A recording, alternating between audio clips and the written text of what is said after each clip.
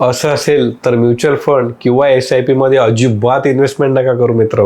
गेल्या काही दिवसांपासून असे कमेंट लोक करतात आहे की मी 2 वर्ष झाले SIP सुरू केली तरी पैसे वाढत नाही. मित्र हो, असं खूपदा होतं. SIP मध्ये 2-2, 3-3, 5-5, 6-6 वर्ष सुद्धा पैसे वाढत नाही. आपण जेव्हा मागच्या वर्षी मार्केट ऑल टाइम हायला होतं तेव्हा असे 2 व्हिडिओ टाकले होते.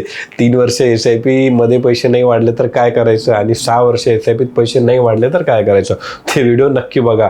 आणि सर्वात महत्त्वाची गोष्ट मित्र हो, म्युच्युअल फंड मध्ये किंवा SIP मध्ये आपण इन्व्हेस्टमेंट केलेले पैसे जर कधी आपल्याला कमी होताना बघायचे नसतील तर हा म्युच्युअल फंड किंवा SIP आपल्यासाठी नाही. असं कोणत्याही प्रकारची गॅरंटी नसती की तुम्ही म्युच्युअल फंड मध्ये आज पैसे टाकले ते नेहमी वाढतच गेले पाहिजे. असं खूपदा होऊ शकते की समजा तुम्ही 10 लाख इन्व्हेस्टमेंट केले, त्याचे 9 लाख, 8 लाख, 7 लाख रुपये होऊ शकतात. ती तुमची मानसिकता पाहिजे आणि तुम्हाला माहिती पण पाहिजे की असं घडू शकतं. दुसरं, म्युच्युअल फंड SIP 2-5 वर्षासाठी नाही. तुमच्याकडे 10-15 वर्ष असतील तरच तुम्ही SIP म्युच्युअल फंड करा, इक्विटी वाले.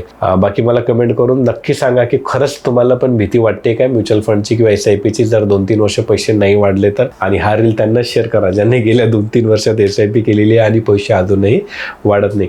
बाकी 10-15 वर्षाचा टाइम होरायझन असेल आणि चांगली इन्व्हेस्टमेंट करायची असेल, पोर्टफोलिओ बनवायचा असेल तरच बेटा. फॉलो तर तुम्ही केलेलंच असेल. थँक्यू.